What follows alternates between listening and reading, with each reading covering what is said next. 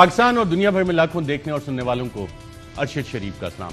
नाज़रीन, वज़ीर आज़म पाकिस्तान ने चाइनीज़ कम्युनिस्ट पार्टी की 100 साल तकरीबात में जो बात की वो इंतहाई अहम बात है और उसका अपना पाकिस्तान तहरीक इंसाफ का जो नज़रिया है, जो विजन है, उसकी किस तरह से मुमासलत है चाइनीज़ कम्युनिस्ट पार्टी से, वो भी वहाँ पे इजहार ख्याल किया। इंतहाई अहम बात है, इस पर थोड़ा बाद में आएंगे क्योंकि उसमें ट्रांसपेरेंसी, अकाउंटेबिलिटी और मुल्क और कौम की तरक्की की बात है। उस पर थोड़ी तफसील से हम बात करना चाहेंगे। और जब इस सारे मामले को देखते हैं तो सवाल ये भी आता है कि एहतसाब का अमल, जो तहरीक इंसाफ का नारा है, जो तहरीक इंसाफ की विजन थी, कहीं वो स्लो तो नहीं हो गया, कहीं वो रुक तो नहीं गया कि प्राइम मिनिस्टर तमाम एफर्ट्स लगा रहे हैं कि ये काम हो।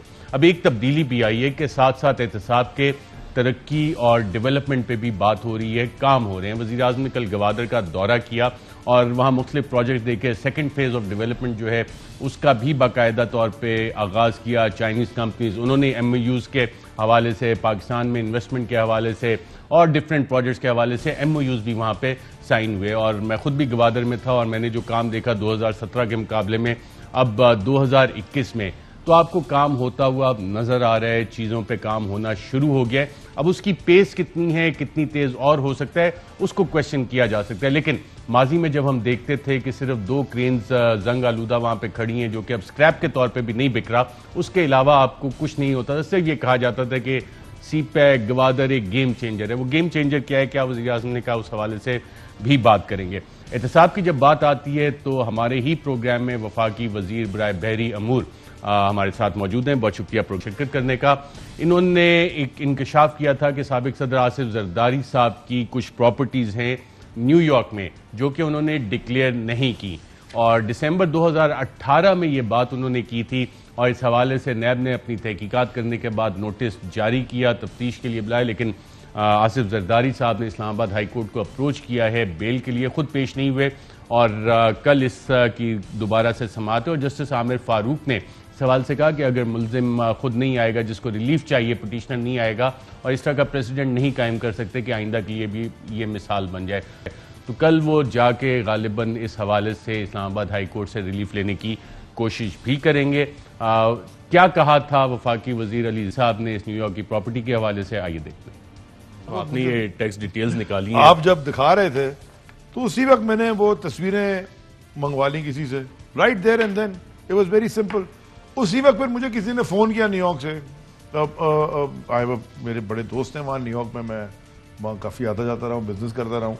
उन्होंने कहा कि यार इसकी टाइटल डीड निकाल लेते हैं, टैक्स डॉक्यूमेंट्स निकाल लेते हैं, इट्स ऑल पब्लिक डॉक्यूमेंट। $200-300 देने होते हैं ऑनलाइन, उसने दिए हैं वहाँ किसी ने, वो सारे निकाल लिए। वेबसाइट्स हैं official New York department of finance की। या ये जो टैक्स है, ये तो प्रॉपर्टी टैक्स क्वार्टरली स्टेटमेंट जो है, ये तो you can just pull it out of that property. तो वो निकाल के उन्होंने भेज दिए तो खत्म हो गया। मतलब 2008 से प्रॉपर्टी टैक्स दिया जा रहा है वहाँ पे। दे रहे हैं, उनकी प्रॉपर्टी तो उनको देना पड़ेगा ना, वरना लीन लगा देती है।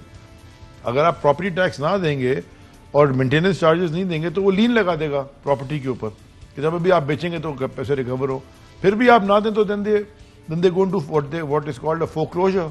foreclosure का मतलब होता है कि वो forced closure होता है of the property। फिर वो ऑक्शन में जाती है या बैंक रिपो कर लेता है, अगर मॉर्गेज है वो बिक जाती है, फिर वो अपने पैसे रिकवर करते हैं। जिसका पहले लीन होता है पहले उसको पैसे मिलते हैं, जिसका सेकंड लीन होता है बाकी पैसे उसको मिलते हैं। सो ये तो मेरे ख्याल में कैश पे ली हुई है, तो वो पेमेंट कर रहे हैं और टैक्स भर रहे हैं। जी नाज़रीन, आपने देखा और इसी हवाले से नैब ने गालिबन अपनी तफ्तीश मुकम्मल कर ली है। मजीद क्या कहा था उस वक्त अली जैदी साहब ने, आइए ये भी देखते हैं। उनके जो आप असासे जाते हैं उसमें तो उन्होंने पता नहीं क्या क्या दिखाया हुआ है, हॉलिडे इन और ये और वो सारा दिखाया हुआ है, किस किस के साथ मिल के लिया हुआ है। Why was this one particular property not shown? क्या वजह? आपने तो अब इस पर फर्दर तहकीकात भी कर ली। पार्किंग लॉट भी निकला है, टैक्सेस भी निकला है, टाइटल डीड्स भी निकल आई इसकी। आपके ख्याल में ये इतना जो एविडेंस है इस पे मरियम नवाज वाली ऑप्शन एक्सरसाइज कर सकती है पाकिस्तान पीपल्स पार्टी के? जी हमारी मैनहट्टन में प्रॉपर्टी तो छोड़े, पाकिस्तान में नहीं, पाकिस्तान में तो खैर उन्होंने डिक्लेयर की, लेकिन मैनहट्टन में हमारी प्रॉपर्टी नहीं। अब उनके लिए आसान काम है ये एक्सरसाइज करना ऑप्शन, या कि इन डॉक्यूमेंट्स की मौजूदगी में मुश्किल हो जाएगा? Too late. मिस डिक्लेरेशन का सिंपल केस नहीं है, बिल्कुल बंदा भूल गया, इतनी misdeclaration of asset is game over. मतलब क्यों नहीं दिखाया $5 लाख की रकम ही नहीं आसिफ जरदारी के लिए? मिस डिक्लेरेशन, तो ये केस नैब ने अब टेकअप कर लिया है। 2 साल से इलेक्शन कमीशन ने इस पर कोई कार्रवाई नहीं की। अच्छा, मैं इस पर कमेंट करने से पहले एक चीज़ आपको और बता दूँ। इसी प्रोग्राम में मैंने एक और बात की थी और मैंने आपसे कहा था कि पनामा लीक्स एक है और जिसने दुनिया में काफ़ी चीज़ें एक्सपोज की हैं, और मैं दोबारा ये कह रहा हूँ और बड़े लोग मुझसे नाराज़ हो गए ये कहने पे, और बड़े दोस्त, कि जिस दिन जबल अली लीक्स आएगा ना, जबल अली लीक्स, बिल्कुल उस दिन आपको पता चलेगा कि पाकिस्तान में। अच्छा, मैं अब आपको एक इंकशाफ करना चाह रहा हूँ। ये आपकी ब्रेकिंग न्यूज़ कल रात तक चलेगी, सुन लें आप मेरी बात। ये मैंने आपसे मेरी एक होती है इस्लामिक फाइनेंसिंग, बैंक्स जब प्रॉपर्टी खरीदते हैं। एक होती है रेगुलर मॉर्गेज फाइनेंसिंग। पाकिस्तान के और ख़ास तौर पे दुनिया के भी, जब आपने कोई प्रॉपर्टी खरीदनी है ना दुबई में, तो आप ना डिक्लेयर करें तो आप पकड़े भी नहीं जाएं, आप किसी को पता भी नहीं चलेगा आपकी है। वो कैसे कि वहाँ पे फाइनेंसिंग के लिए आपको कोई डाउन पेमेंट देनी पड़ती है। वहाँ पे एज लिमिट होती है, 60 या 65 ईयर्स का कैप है। उससे ज़्यादा आप डिक्लेयर, अगर आपने 60 या 55 साल की उम्र में लें तो 5 साल की मॉर्गेज देंगे। अगर 60 या 65 है, मुझे याद नहीं। बड़ा मज़ा आता है। वो करते क्या है कि मैं बहुत बड़ा अमीर आदमी हूँ, मेरे बड़े पैसे हैं, काले बाहर पड़े हैं, मैंने प्रॉपर्टी खरीदनी है, तो मैं जाके प्रॉपर्टी खरीद लूँगा, मैं 80% डाउन दे दूँगा, 90% डाउन दे दूँगा। अब 90% डाउन जब आप देने को तैयार है तो कोई भी बैंक आपको फाइनेंस करने को तैयार है, वो तो रिस्की कोई नहीं हो गया बैंक का। लेकिन मैं लूँगा इस्लामिक फाइनेंसिंग। इस्लामिक फाइनेंसिंग क्या होती है? वो आपको प्रॉपर्टी आपसे आप खरीद के रेंट पे देते हैं, तो जो टाइटल डीड होती है ना इस्लामिक फाइनेंसिंग में, वो हमेशा बैंक के नाम पे होती है। रेगुलर फाइनेंसिंग में टाइटल डीड आपके नाम पे होती है, बैंक के पास होती है, उस पर आपका लीन होता है। तो जब आप सर्च करेंगे किसी को किसके नाम पे प्रॉपर्टी है, किसी की भी डेटाबेस में अगर उनके नाम पे कोई प्रॉपर्टी हो, नाम आ जाएगा। लेकिन इस्लामिक में वो बैंक का नाम आता है, क्योंकि title is with the bank. Title जो प्रॉपर्टी का होगा बैंक के नाम पे होगा, वो होगी आपकी। तो वो आपने 90% डाउन दे दिया, आपने $1 मिलियन किया, समझे आपने 10 मिलियन दिरहम की प्रॉपर्टी लेनी है, आप 9 मिलियन कैश दे दें और 9.5 मिलियन कैश दे दें। बोले 50 लाख 5 लाख की फाइनेंसिंग दे दो, हर बैंक देने को तैयार है। और 5 लाख की फाइनेंसिंग आपने 10-15 साल के लिए ले ली, बैंक के नाम पे प्रॉपर्टी है वो आपकी, किसी को पता ही नहीं चल रहा। और साथ आपने इनहेरिटेंस लिस्ट भी दे दी। वो इनहेरिटेंस लिस्ट तो बहुत बाद में है कि वो तो जरदारी साहब, वो तो बिलावल साहब की हम तो जल्द बात कर रहे हैं। वो बिलावल साहब की, वो भी मैंने असेंबली के ऊपर खड़े होकर, असेंबली की तकरीर है मेरी एक, कि ये इनहेरिट हुई किधर से है। मुझे जरा ये बता दें, भुट्टो साहब बाहर प्रॉपर्टियां खरीद रहे थे, नाना से हुई हैं, अगर शहीद मोहतरमा बेनजीर भुट्टो से हुई हैं, तो वो पैसे कैसे बाहर चले गए? आई मीन मिलियन, उनके एसेट की लिस्ट तो पढ़े जरा, जो उन्होंने खुद जमा करे इलेक्शन कमीशन में। आधे तो बाहर इनहेरिटेंस है और फॉरेन रेमिटेंस इनहेरिटेड। तो वो इनहेरिट कैसे किए? मतलब कोई भी कर गया, जो भी जा रहा था उनको दे गया क्या? सो वो पैसा कोई पूछे तो नहीं बाहर कैसा गया। वो जो princess in the play boy, ये सारी कहानियां जो बनी है, फ्रॉम पार्क लेन, फ्रॉम पता नहीं कौन सी टू पार्क लेन, इनकी नवाज लोगों के ऊपर, ये सब कोई चीजें इसमें गलत नहीं है अरशद, इट्स ऑल देयर। इसीलिए मैंने जो भी आते, आप मुझे कहते आपने ये ट्वीट क्या की है, मैंने कहा था ये डिजिटल एज है, truth is available for all, बस शर्त उसकी 2 कंडीशन है, आंखें खुली हो और जमीर जाग रहा हो, सब नजर आएगा सबको। ये प्रॉपर्टी 2018 में मैंने आपको बताई थी ना, ये छुप ही नहीं सकती। कोई इलेक्शन कमीशन ने कोई कार्रवाई की इस पे? अभी तक खुद तहकीकात आपके इल्म में है? देखिए, मैं ना अकाउंटेबिलिटी में हूं ना, लेकिन मैंने जो इतने साल खान साहब के साथ अगर स्ट्रगल किए, वो मेरी टाइम ठीक करने के लिए नहीं की थी, वो तो मुझे वजारत मिली है। अल्हम्दुलिल्लाह जो कर सकते हैं वो करें। और जो आपने कल गवादर में देखा, अगर वो ईस्ट पे एक्सप्रेस वे बननी है तो वो मिनिस्ट्री ऑफ मैरीटाइम के अंदर से बन रही है सीपे का प्रोजेक्ट, पर मिनिस्ट्री ऑफ मैरीटाइम के अंदर से बन रही है। फंडिंग आप दे रहे हैं? नहीं, फंडिंग तो चाइना की है सारी, लेकिन जो उसकी लाइन मिनिस्ट्री है वो मिनिस्ट्री ऑफ मैरीटाइम है। ये तो 2005 से बन रही है, तो अब कैसे 87% कंप्लीट हो गया? और 87% कंप्लीट है, हम आपको जल्दी खत्म कर देते। कोविड की वजह से, और 87% में क्या आता है? कोविड की वजह से सिर्फ 2 वजह से, एक नंबर 1 कोविड और एक और मैं वजह देख थी, के आया हूं, तो इसलिए मैं पूछ रहा हूं 87% कंप्लीशन में क्या क्या है? वो और जब आखिर देखें, जो हमारे 2 ब्रिज बना, देखिए वहां माहीगीर रहते हैं, वो माहीगीरों का रास्ता हो रहा था बंद। हम जब आए थे तो ये प्लान पहले से बना हुआ था। उन माहीगीरों ने हमें कहा कि देखें, अगर आप ये बना देंगे तो हमारा तो रास्ता बंद हो जाएगा समुद्र में जाने का, हमारी किश्तियां गिर जाएंगी। तो हमने इसमें 2 ब्रिजेस ऐड किए, फाइनेंसिंग बड़ी, लेकिन 2 ब्रिजेस ऐड किए ताकि माहीगीर अपना 1,38,000 की पॉपुलेशन है, उसमें से ज्यादातर माहीगीर है। हम अगर 1,80,000, 1,40,000, 1,38,000 लोगों का केयर नहीं कर सकते तो फिर गवादर में खान साहब ने कल कितनी क्लियर प्राइम मिनिस्टर ने बात की है, पहले लोकल का ख्याल करो, बाद में और बात करो। एनीवेज, तो ये जो एहतसाब की आप बात कर रहे हैं ना, इट इज, ये सब कुछ अवेलेबल है, सारा कुछ अवेलेबल है, कुछ यू कांट हाइड एनीथिंग। अब ये कोई पुराने जमाने के वो दस्ती खाते नहीं है कि जी हाथ से लेकर पिछले तकरीबन 3 साल आपकी हुकूमत को हो गए, कोई एक बड़े केस में कन्विक्शन आपको पता हो कि जनाब ये वाले केसेस गए थे, सुप्रीम कोर्ट से भी हो के आ गए? अभी तक जो सुप्रीम कोर्ट में ये बात आई थी तकनीकी इंसाफ मिलता है? अगर बंदा कहे जी भूल गया मैं, तो क्या हो सकता है? निकालते हुए क्यों नहीं भूले? मतलब ये बड़े मजे की बात है, कह रहे मैं इतना सियासत में मसरूफ था, मुझे याद ही नहीं मेरे बैंक अकाउंट में पैसे कैसे डाल दिए। भाई आपको ये तो याद है कि बैंक अकाउंट से पैसे कैसे निकाले, वो फिर आपकी सियासी मसरूफियत कहां गई? एक इनके बहुत बड़े लीडर हैं, लॉ मिनिस्टर रह चुके हैं पंजाब के, अरशद शरीफ पंजाब के लॉ मिनिस्टर रह चुके हैं। उन्होंने एक दफा नहीं 2 दफा, ये भी मैंने एक दफा याद दिलाया था असेंबली की पिछले साल बजट की, उन्होंने कहा कि जनाब इसमें कानून में क्या तोड़ रहा हूं, मेरा नौकर है, मेरे पैसे हैं, मैं उसके अकाउंट में जमा कराऊं, जिधर मर्जी जमा कराऊं, आपको इससे क्या है? तो आपके भी एक साबिक रहनुमा ने इसी तरह का बयान दिया था ना, आपको याद होगा, नाम याद है आपको उसका? मेरा नौकर मेरी मर्जी किसी ने कहा था? जी जी जी जी मैं ख्याल जहांगीर तरीन साहब का SCCP में केस जो था वो इसी तरह का था शायद। तो सर देखे ना, मैं अक्रॉस द बोर्ड की बात कर रहा हूं, मैं अपने आप को भी इससे एक्सक्लूड नहीं कर रहा। भाई आप मेरी भी तहकीक कर लें, पहले दिन से मैंने कहा कोई जिस दिन, या तो आप चूज ना करें ना पब्लिक लाइफ, फिर आप आराम से बैठे धंधा पानी करें। सारे पॉलिटिशियन, आखिरी मेरी बात सुन लें, सारे दुनिया भर का ये उसूल है, सारे पॉलिटिशियंस बड़े बड़े जो वो सब बड़े बड़े बिजनेसमैनों के साथ उनके वेस्टेड इंटरेस्ट होते हैं। अमेरिका के अंदर जब कहते हैं ना military industrial complex, military industrial complex का वॉशिंगटन में हिल के ऊपर कोई दफ्तर नहीं है, but they have a say and they are big donors, बड़े बड़े डोनेशन देते हैं ये पॉलिटिकल पार्टीज को या रिपब्लिकन, वो देखते हैं किधर जा रहा है, वो पूरा गेम उठाते हैं अमेरिका का। वो भी एक पावर हाउस है जो कि अनरिटन पावर हाउस, एक होता है ना जो white house is executive power house. Bilawal Bhutto भी अमेरिका जा रहे हैं, उस पर भी गेम में डिस्कस करते हैं। आपने इसी प्रोग्राम में कहा था कि इलेक्शन कमीशन आप जाएंगे, आपने कोई एप्लीकेशन दी थी इलेक्शन कमीशन में इस केस पे?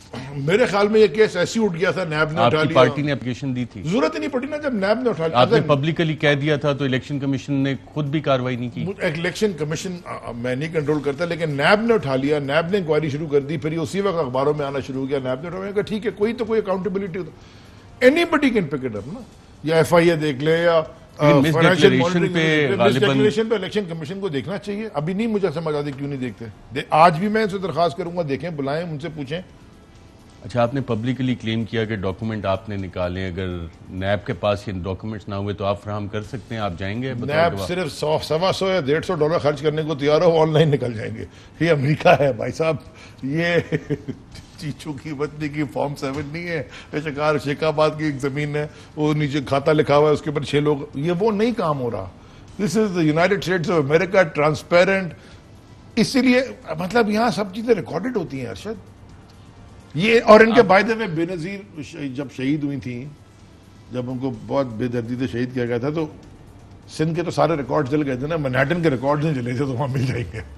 अच्छा, मैनहट्टन के, लेकिन अकाउंटेबिलिटी इस केस में भी क्या कुछ होगा? क्योंकि जितने केसेस अभी तक हम देखते आ रहे हैं, आपकी हुकूमत की प्रोसिक्यूशन जो है वो तकनीकी इंसाफ से मार खाई जा रही है, तकनीकी इंसाफ होता जा रहा है, जबकि TT के अकाउंट में पैसे 25 अरब का जो बेसिक सवाल है कि ये आए कहाँ से, वो एक्सेप्टेबल, लेकिन टेक्निकल सवाल आते हैं जिसके बाद चीजें आगे नहीं चलती। और मैं सवाल इसलिए कर रहा हूँ कि एक चोर, उसमें कानून ये भी कहता है कि जी अगर माल बरामद हो जाए किसी चोर से तो उस पर मुकदमा बन जाता है। यहाँ सारे अकाउंट्स में पैसे भी हैं, लेकिन उसके बाद तकनीकी इंसाफ कैसे चल रहा है? प्रोसिक्यूशन क्यों नहीं चल रहा? मैं आपको सवाल, आपका सब इतना ब्रिलियंट सवाल है, और मैं एक कोशिश करूंगा आपको जवाब देने की। इतना मैं तो जवाब ब्रिलियंट दे नहीं सकता, लेकिन मैं कोशिश करूंगा।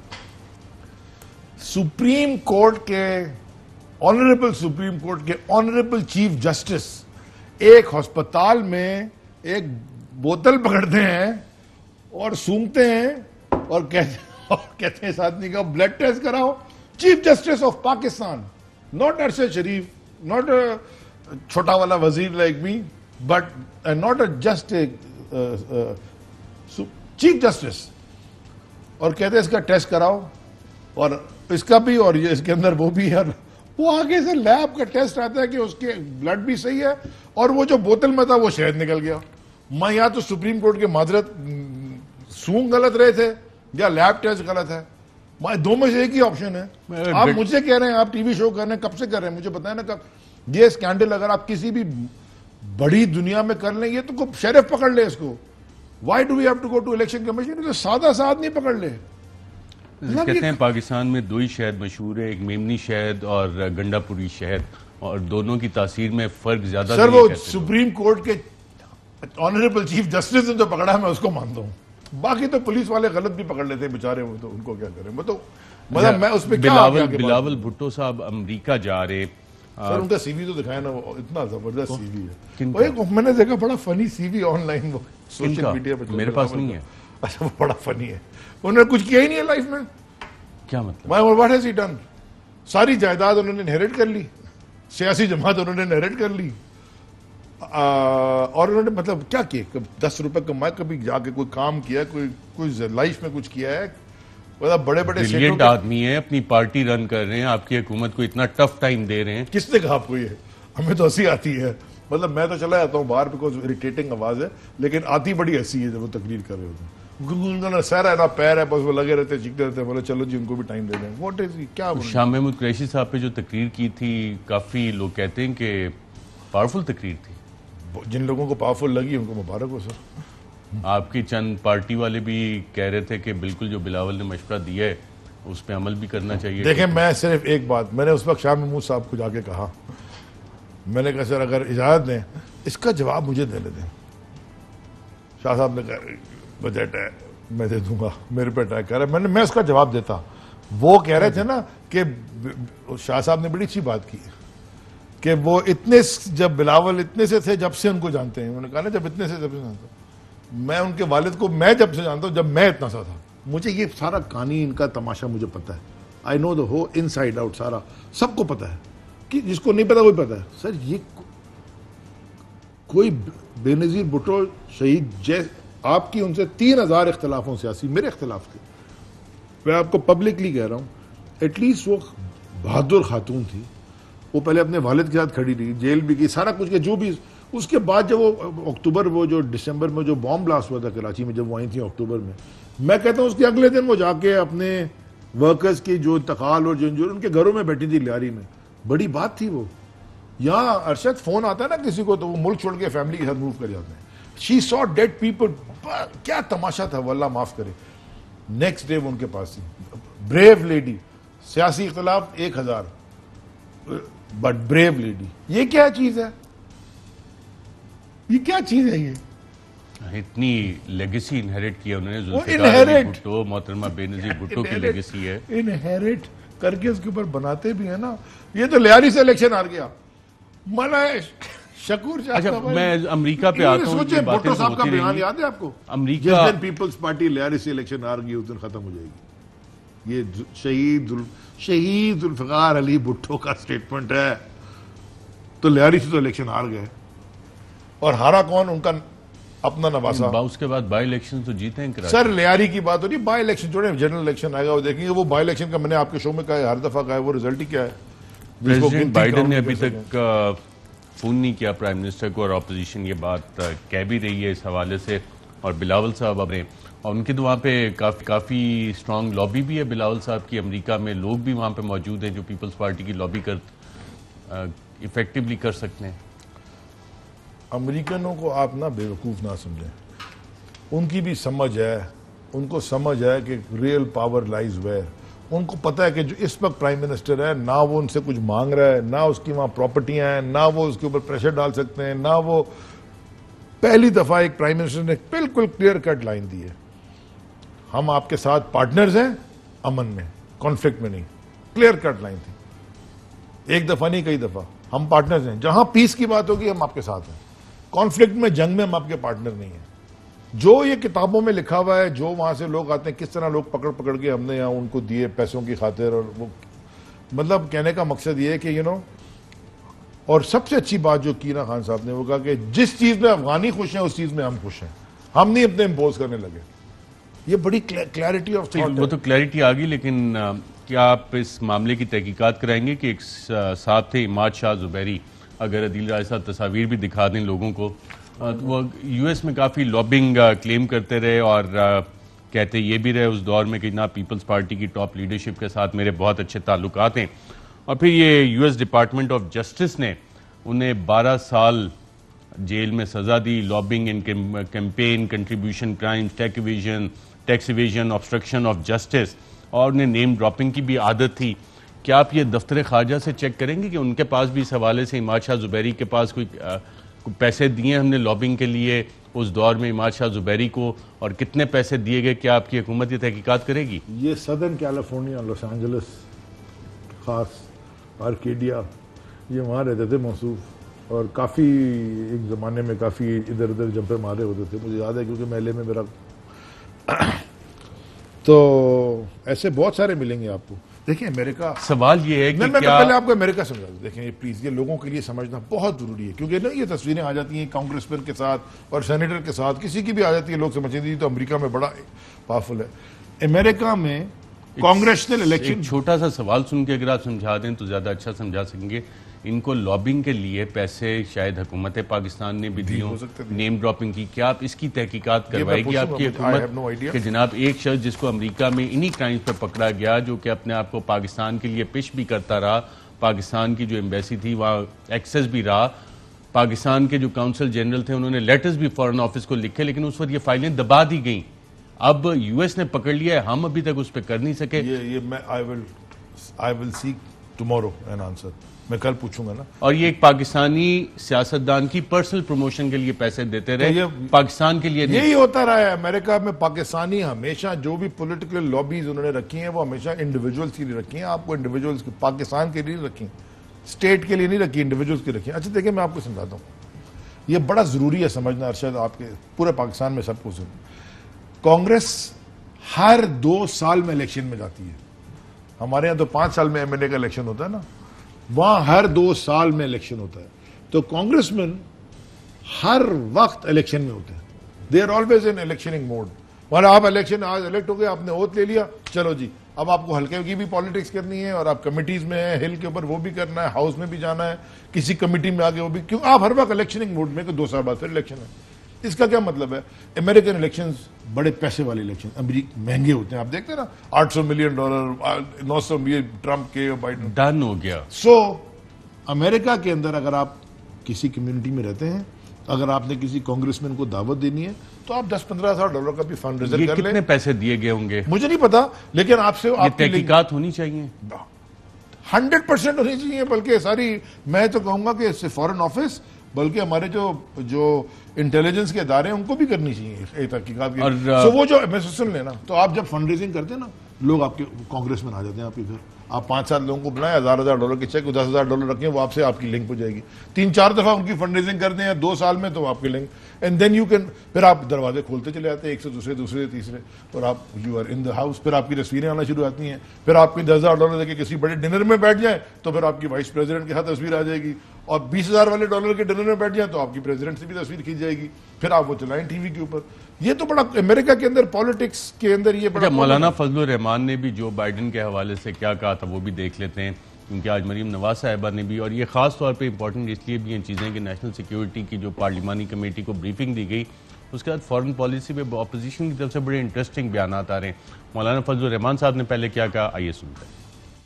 अगर जो बाइडेन आए हैं तो वो एक तजर्बाकार सियासतदान हैं। एक तवील ज़माने तक वो सेनेट के रुकन रहे, फिर एक तवील अरसे तक वो नायब सदर रहे, तो उनको हुकूमत करने का और सियासत करने का एक तवील तजर्बा हासिल है, और उसका फ़ायदा उठाना चाहिए। जब इस वक्त दुनिया को लीड कर रहा है अमेरिका, तो पूरी दुनिया की इंसानियत को फ़ायदा उठाना चाहिए। जो बाइडेन भी ये बात समझता है, क्योंकि वो डेमोक्रेट्स हैं, वो पाकिस्तान की हुकूमत को डेमोक्रेसी के मेयार पर एक डेमोक्रेट गवर्नमेंट तस्लीम नहीं कर रही है, कि रवैयों से अंदाजा लग रहा है, और उनको करने भी नहीं चाहिए। जी नाज़रीन, आपने सुना, और सवाल ये कि आज मरीम नवाज साहिबा ने जो बयान दिया वो क्या बयान था, एवनफील्ड रेफरेंस उनके केस का क्या इस हवाले से बन रहा है, उस पर बात करेंगे, और तरक्याती कामों पे, खास तौर पे गवादर पे, एक वक्फे के बाद। वेलकम बैक नाज़रीन। आज पाकिस्तान मुस्लिम लीग नवाज की वाइस प्रेसिडेंट मरीम नवाज ने फॉरेन पॉलिसी के हवाले से एक बयान दिया और ये बयान आ रहा है नेशनल सिक्योरिटी कमेटी जो पार्लियामान में हुई। क्या क्या उन्होंने, आइए देखते हैं। पहले अपने घर को देखना चाहिए, अपना हाउस एंड ऑर्डर करना चाहिए और बदलते हुए सियासी हालात और अपने पर्सनल जो आपके हालात हैं उनको मलूज़ खातिर रखते हुए आपको पाकिस्तान की फॉरेन पॉलिसी नहीं बनानी चाहिए। आपकी जो सियासी स्टैंडिंग है फॉरेन पॉलिसी उससे लिंक्ड नहीं होनी चाहिए। वो आपकी जाती पॉलिसी नहीं है, वो कौमी पॉलिसी है। अपोजिशन का एजेंडा डोमेस्टिक से इंटरनेशनल हो गया और सही फरमा रही है मरीम नवाज साहबा। एक गया है ना जूते पॉलिश करने के लिए, तो ये भी चाह रही है कि इनको भी इजाजत मिल जाए बाहर जाने के लिए। ये पहले अपने नैब केसेस और रसीदें काटो, बाद में सारी फॉरेन पॉलिसी की रसीदें जब मांगी जाती हैं तो वहाँ नैब प्रोसिक्यूटर जाके जज साहबान को कहते हैं जी आप गूगल कर लें कीमत क्या है। अरशद शरीफ ये वही वाली कहानी है। ये सब कुछ आ चुका है, दुनिया सारी जानती है। ये बेल के ऊपर बार है, मुझे तो समझ में नहीं आ रहा इनकी बेल क्यों नहीं कैंसिल हो रही है, बाहर किस चक्कर में। बेल तो राइट है उनका भी, अगर तो केस चल ही नहीं रहा, प्रोसिक्यूशन नहीं है तो ऐसी तो नहीं किसी को रखा जा सकता। नाज़रीन, इसी हवाले से इस्लामाबाद हाई कोर्ट में एवनफील्ड रेफरेंस के हवाले से और दीगर रेफरेंसेस के हवाले से मरीम नवाज और कैप्टन सफदर के केस की समाअत हुई और उसमें जो चीज़ें सामने आई, वकील अमजद परवेज़ उन्होंने कहा कि 9A5 और 9A12 के तहत मेरे मौकिल की वो सजाएं हुई। जिस पर जस्टिस आमिर फारूक ने कहा हफ्ते में 1-2 रोज़ रेगुलर डिवीज़न बेंच की बजाय यही अपीलें सुन लेंगे। उन्होंने कहा कि एक चीज़ का ख्याल रखें, हम मजीद इसको लटका नहीं सकते, आइंदा हफ्ते रख लेते हैं, आप दलाइल शुरू करें। जस्टिस आमिर फारूक की मरीम नवाज के वकील को हिदायत। अमजद परवेज एडवोकेट ने कहा कि बीमारी की वजह से तकलीफ में हूं, केस पर दलाइल के लिए ज्यादा वक्त दरकार होगा। जस्टिस आमिर फारूक ने कहा कि एवनफील्ड रेफरेंस की अपीलों पर बहुत ज्यादा ताखीर नहीं कर सकते, अगर आप नहीं होंगे तो नैब प्रोसिक्यूटर दलाइल दे देंगे। जस्टिस आमिर फारूक ने मजीद कहा कि आप दलाइल शुरू करें, हर हफ्ते एक दिन अपीलों के लिए रख देंगे। नैब ने एवनफील्ड अपीलों के लिए नई टीम तश्कील दे दी। अदालत ने मजीद कहा कि अगर आप ज्यादा देर खड़े ना हो सके तो नैब प्रोसिक्यूटर से कहेंगे शवाहिद वो पढ़ दें। अमजद परवेज ने तैयारी के लिए अदालत से 3 हफ्ते की मोहलत मांग ली। वकील अमजद परवेज ने कहा कि मुझे पूरे शवाहिद को दोबारा देखना है, अभी कोरोना से रिकवर हुआ हूं। जिस पर जस्टिस आमिर फारूक ने कहा इस केस का फैसला एक दिन में नहीं होगा, लेकिन आगाज तो करना है। वकील अमजद परवेज ने कहा कि मुझे अभी ज्यादा देर खड़े रहना या बैठना मना किया गया है। मरीम नवाज साहिबा के वकील ने कहा कि केस की मेरिट पर दलाइल देने के लिए मुझे वक्त चाहिए। जस्टिस मोहसिन अख्तर कियानी ने कहा कि अदालत इंतजाम करेगी, आप बैठकर दलाइल दे सकते हैं, लेटकर दलाइल का भी इंतजाम होगा। जस्टिस आमिर फारूक ने कहा कि केस को अभी मुलतवी करते हैं, मगर केस को शुरू करना है। अदालत ने एवनफील्ड रेफरेंस में नैब अपीलों को अलग कर दिया। मरीम नवाज और नैब की अपीलों पर समाअत करने के लिए अलग अलग तारीखें दे दी गई। हाईकोर्ट ने 15 जुलाई से एवनफील्ड अपीलों पर समाअत शुरू करने का हुक्म दे दिया। अल अरेबिया रेफरेंस में नवाज शरीफ की सजा बढ़ाने की नैब की अपील 28 जुलाई तक मुलतवी। फ्लैगशिप रेफरेंस में नवाज शरीफ की बरीयत के खिलाफ नैब अपील 28 जुलाई तक मुलतवी। तो ये कुछ कार्रवाई थी, लेकिन मेरा सवाल इससे हटके है, आपने ऐसी कौन सी 3 सालों में रिफॉर्म्स किए हैं कि एक ऐसा केस जिसकी सुप्रीम कोर्ट से भी जजमेंट आ गई, हिदायत भी आ गई, अकाउंटेबिलिटी कोर्ट फैसला कर चुकी, डिले इतने ज़्यादा होते रहते हैं केसेस में और आम आदमी के केसेस भी अरसा दराज तक लटकते रहते हैं। निज़ाम इंसाफ बेहतर आप किस तरह से करें कि जुडिशियल जो पेंडेंसी ऑफ केसेस है वो ज़रा स्पीड अप हो जाए? आई थिंक हमें लेट्स बी फेयर, सच बात बोलनी चाहिए। हमारे जुडिशियल रिफॉर्म्स की स्पीड थोड़ी स्लो रही है, लेकिन हम इसने और मसलों में फंसे हुए थे। आप सियासी इस्तेकाम के लिए तो काम कर रहे होंगे यकीनन, उसका ये हिस्सा तो नहीं है ये डील शील? कोई डील नहीं है। इमरान खान साहब ने कोई डील नहीं कभी बनानी, ये मैं बता दूं। मरीम नवाज साहिबा भी डील डिनाई करती हैं, इमरान खान साहब भी करते हैं, केसेस आगे चल नहीं रहे, प्रोसिक्यूशन नहीं लगता ऐसे। लेकिन मैंने आपसे जैसे थोड़ी देर पहले एक मिसाल दी थी आपको, बोतल में क्या मिलता है और टेस्ट में क्या आता है। तो खोलने इंशाल्लाह वॉल्यूम 10 आपको डील सारी बराबर। वॉल्यूम 10 हमने देखा है, उसमें से म्यूचुअल लीगल असिस्टेंस है मुख्तलिफ ममालिक को। और आपने कैसे देख लिया? मुझे बता। सर मैं सहाफ़ी हूँ, क्योंकि बड़े बड़े लोगों ने नहीं देखा। आपको अभी दिखा देते हैं, प्रोग्राम के बाद पढ़ा है वो आपको दिखा देते हैं, शेयर कर लेते हैं आपके साथ। बल्कि हमने आवाम को कुछ उसमें बताए भी थे कि MLAs किधर किधर गए। सवाल बेसिक वहीं पे है कि कई डील्स वगैरह तो नहीं हो रही। नहीं, कोई डील कोई नहीं है। फिर इतनी स्लो है डील, कोई नहीं। स्लो किसकी तरफ से? आप प्रोसिक्यूशन नहीं स्लो करती है ना? मतलब मेरा ख्याल है कि एक किसी को ब्लेम नहीं करना चाहिए। It's a combination. Nawaz Sharif साहब को बाहर भेजने के लिए तो स्लो काम नहीं था, फटाफट मीटिंग्स हुई, सारी की सारी बैठी, काबीना ने भी फटाफट किया, वहां तो स्लो नहीं हुआ सिस्टम। दो बातें थी ना, एक तो वो जो प्लेटलेट्स उनकी इतनी गिर गई थी कि पता नहीं कैसे हो रहा वहां था, तो सिस्टम बड़ा एफिशिएंटली काम कर रहा था सारा। और दूसरा जजमेंट थी ना, एक जज का फैसला, फाइनल फैसला तो काबीना ने करना था। तो अब हम क्या, मैं उस अदालत में मौजूद था जब ये सारी हेयरिंग हो रही थी, अल्टीमेट डिसीजन तो काबीना ने करना था। उसमें बहुत सारे लोगों ने अपोज भी किया था, बहुत सारे लोगों ने नहीं किया था, उन्होंने कहा जाने दें। तो वो अगर स्पीड अप हो सकता है तो ये वाले केसेस प्रोसिक्यूशन क्यों नहीं स्पीड अप? अरशद शरीफ 100% होने चाहिए। मैं आपसे कह रहा होंगे हूं, कैसे? मैं अकाउंटेबिलिटी में तो नहीं हूं, लेकिन होना चाहिए। जो काम मैं नहीं कर सकता, आवाज उठा सकता हूं, सवाल पूछ सकता हूं, लेकिन होना चाहिए। और ये अकाउंटेबिलिटी के लिए और ये सवाल पूछे भी जाते हैं, कहा पूछा भी जाता है। आपने भी आप देखें, हमारा वकील जो है बेचारा, जो प्रोसिक्यूशन का है, और सामने वाला, मतलब आप कोई उससे फर्क ही नहीं पड़ता तो है ना अरशद। वो दुनिया के 50 लाख रुपए घंटे वाले वकील रख लेते हैं, मतलब फर्क तो पड़ता है अच्छे वकील से। लेकिन यू आर राइट, 100% मैं आपसे एग्री करूंगा कि हमारी जो जुडिशियल रिफॉर्म्स का प्रोसेस है उसकी उसको स्पीड अप होना बहुत जरूरी है। बिकॉज हमारा तो सारा का सारा पूरा जो मैनिफेस्टो है वो उसके ऊपर बेस करता है। राइट नाज़रीन, यहाँ पे एक वक्फा लेंगे और वक्फे के बात करेंगे। गवादर में कुछ प्रोजेक्ट्स वज़ीर आज़म ने कल उसका ऐलान भी किया, कौन कौन से अहम प्रोजेक्ट्स हैं, एक वक्फे के बाद। वेलकम बैक नाज़रीन। वज़ीर आज़म पाकिस्तान ने कल गवादर का दौरा किया और वहाँ पे काफ़ी सारे MOUs भी साइन हुए, नई चाइनीज़ इन्वेस्टमेंट भी आ रही है, वो भी सारी चीज़ें। लेकिन एक बड़ा सवाल है कि वहाँ की लोकल आबादी के लिए क्या हो रहा है। वज़ीर आज़म ने इस हवाले से ही बताया कि जो फिशरीज़ है उसके लिए और जो उसके काम में इन्वॉल्व है लोग, उनके लिए क्या कर रहे हैं, आइए देखते हैं। गवादर के अंदर खास तौर पे जो मछली पकड़ने वाले जो मछेरे हैं, उनके लिए हमने कामयाब नौजवान के साथ मिलकर, मैरीटाइम मिनिस्ट्री ने मिलकर एक बड़ा जबरदस्त प्रोग्राम बनाया। उन्होंने उनको अपग्रेड करने के लिए, उनकी किश्तियों को अपग्रेड करने के लिए, उनकी जो मछली पकड़ने के जाल, उस सब के लिए इन्होंने अब प्रोग्राम बनाया है कि सारे कोस्टल बेल्ट पे जो मछली पकड़ने वाले हैं, जो सबसे मेहनतकश तबका है, उनको हम कैसे वैल्यू ऐड कर सकते हैं उनकी, और इसके लिए इनका पूरा प्रोग्राम बन चुका है। जी मिनिस्टर साहब, ये प्रोजेक्ट ग्राउंड पे कब इम्प्लीमेंट होगा? क्योंकि वहाँ पे हमने जो लोगों से बात की, कहते हैं हमें तो यहाँ पे अभी फिलहाल कुछ भी नहीं मिला। कामयाब पाकिस्तान, पहले कामयाब जवान था, वो कामयाब पाकिस्तान बन गया। कामयाब पाकिस्तान प्रोग्राम के अंदर कामयाब किसान है, कामयाब सारा कुछ, कामयाब जवान है। तो एक हमने कामयाब माहीगीर लॉन्च किया है और ऑलरेडी 4-5 बैंक्स के साथ हमने मिलकर MOU भी साइन कर लिया और प्राइम मिनिस्टर ने उसको ओवरसी किया था। तकरीब को PM ऑफिस में हमने की थी। उसके बाद हमने पूरी कोस्टल बेल्ट का एक वैन में बैंकर्स के साथ सारी जगह उनको एजुकेशन की है कि जी आप किस तरह लोन अप्लाई कर सकते हैं। देखें, ये जो बेचारे माहीगीर है ना, इनकी अपग्रेडेशन कभी हुई नहीं है।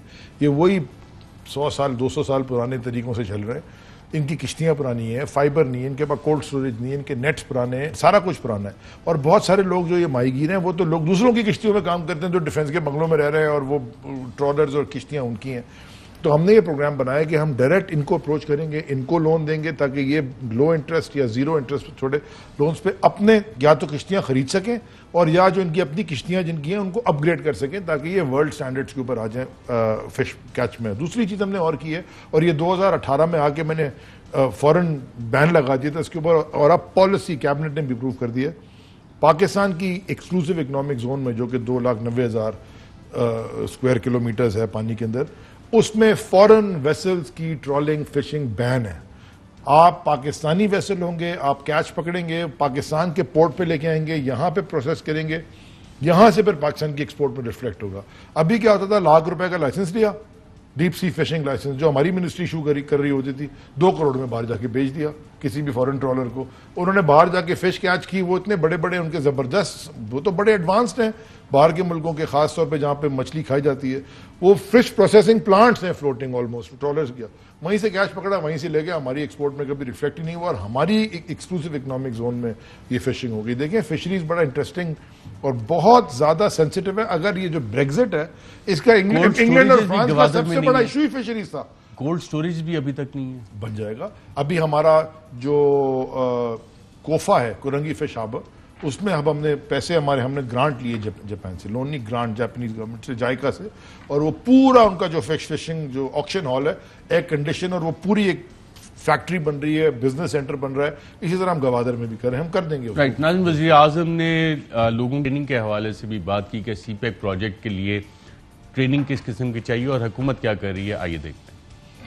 टेक्निकल एजुकेशन दे रहे हैं जो कि सारे लोगों के लिए, जो बलूचिस्तान के लोग हैं, खास तौर पे गवादर के लोग हैं, इनको टेक्निकल ट्रेनिंग करें, क्योंकि जैसे जैसे ही यहाँ इन्वेस्टमेंट बढ़ती रहेगी तो टेक्निकल स्टाफ चाहिए होगा, लेबर चाहिए होगा जिसकी क्वालिटीज हो, जो ट्रेंड हो। उसके लिए बड़ा अच्छा जबरदस्त किस्म का टेक्निकल कॉलेज बन रहा है, फिर हॉस्पिटल भी बन रहा है 500 बेड का। तो वो आहिस्ता आहिस्ता गवादर बिल्डिंग काफ़ी बड़ी है, लोग जो हैं जिनको ये स्किल्स मिलेंगी, कब तक जो प्रोजेक्ट्स आ रहे हैं जो ऑलरेडी ऑन गोइंग है उसमें एम्प्लॉय होना शुरू हो जाएंगे, जॉब्स मिल जाएंगे? अरशद, वहाँ एक वोकेशनल इंस्टीट्यूट बन रहा है जिसकी, और ये ईस्ट बे एक्सप्रेसवे, दोनों जो बड़ी चीज़ें आप देखें उन दोनों की line ministry of maritime affairs है, क्योंकि गवादर पोर्ट अथॉरिटी के अंदर बन रहा है और वो हमारा एक सब्जेक्ट है, Gwadar port authority. Gwadar development authority is government of Balochistan, Gwadar port authority is federal, comes ministry of maritime के अंदर आता है। तो जो वोकेशनल ट्रेनिंग इंस्टीट्यूट है वो मेरे ख्याल में ऑलमोस्ट कंप्लीट हो गया है और उस पर फिर हम ये चीज़ें सारी डालेंगे। देखिए 1,40,000 लोग सिर्फ गवादर के हैं, बट हम खाली गवादर फोकस नहीं कर रहे, हम तो आसपास के जो इलाके हैं वो सारे लोग डिप्राइव्ड हैं, सारों को ट्रेन करेंगे ताकि वो उनकी लिविंग स्टैंडर्ड्स तो बेहतर हो सकें, वो अपनी कोई ज़राए माश कोई प्रोफेशनल तरीके से कमा सकें। अभी तो उनके लिए बड़ा डेंजरस है। अभी भी देखें ना, वो एक ट्रॉलर आ गया, हमसे बगैर बताया आया, उन्होंने कहा जी हम बिकॉज ऑफ वेदर इधर आ गए, हमने उनको मछली नहीं ट्रांसफर करने दी, वो हमारे से 5 नॉटिकल माइल दूर खड़ा हुआ है। हमने मिनिस्ट्री ऑफ डिफेंस को लिख दिया कि जी अब हम बलूचिस्तान फिशरीज जाके वो कैच को पहले चेक करें कि वो कैच EEZ का है तो हमारे पास आएगा, अगर हाई सीज का है तो फिर उनको जाने दें, लेकिन हमारे से बगैर पूछे अंदर आए। तो we are very strict now. Pakistan maritime security agency जो कि है MOD के अंदर, मिनिस्ट्री ऑफ डिफेंस के अंदर, लेकिन काम सारा मिनिस्ट्री ऑफ मैरीटाइम पे करती है, इतफाक से ये भी एक एनामली है, बट वो हम उनके साथ वो अच्छा काम कर रहे हैं। शॉर्ट कमिंग्स हैं, उनको भी फंडिंग वगैरह की जरूरत है, लेकिन ऐसा ऐसा ये चीज़ें ठीक हो जाएंगी, खास तौर पे जब हमारी नई फिशिंग पॉलिसी गज़ेट हो जाएगी। ये माहीगीरों के लिए एक ब्रिलियंट काम है। कब तक आ रही है नई फिशिंग पॉलिसी? कैबिनेट ने अप्रूव कर दी, हम तो सिर्फ गज़ेट का इंतजार कर रहे हैं। और इम्प्लीमेंटेशन फौरन जब गज़ेट हो जाएगी तो फौरन इम्प्लीमेंटेशन शुरू कर उसका फिशरमैन को, जो मछेरे उनको सारी बनी मछेरों के लिए उन तक फायदा कब पहुंचना? इमीडिएट है अरशद। जब आपने बैन कर दी फिशिंग फॉरेन ट्रॉलर्स की, तो फिर जो मछली है वो हमारे माहीगीरों के लिए है ना।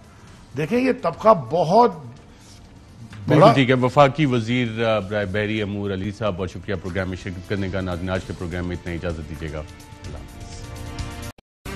अहम तरीन खबरें अब एक क्लिक की दूरी पर, आपके पसंदीदा टॉक शोज हों या अहम मुल्की या गैर मुल्की शख्सियात की न्यूज कॉन्फ्रेंसेस, हर लम्हा बाखबर रहने के लिए सब्सक्राइब करें हमारा YouTube चैनल।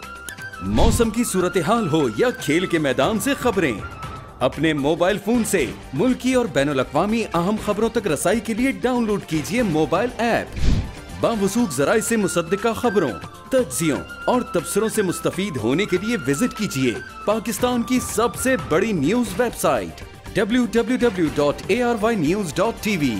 इन सब के अलावा पाकिस्तान का सबसे बड़ा फेसबुक पेज हो, सबसे बड़ा न्यूज इंस्टाग्राम अकाउंट या फिर ट्विटर, ARY न्यूज पहुंचा रहा है खबरें सबसे पहले आप तक, ताकि आप रहें हर लम्हा बाखबर।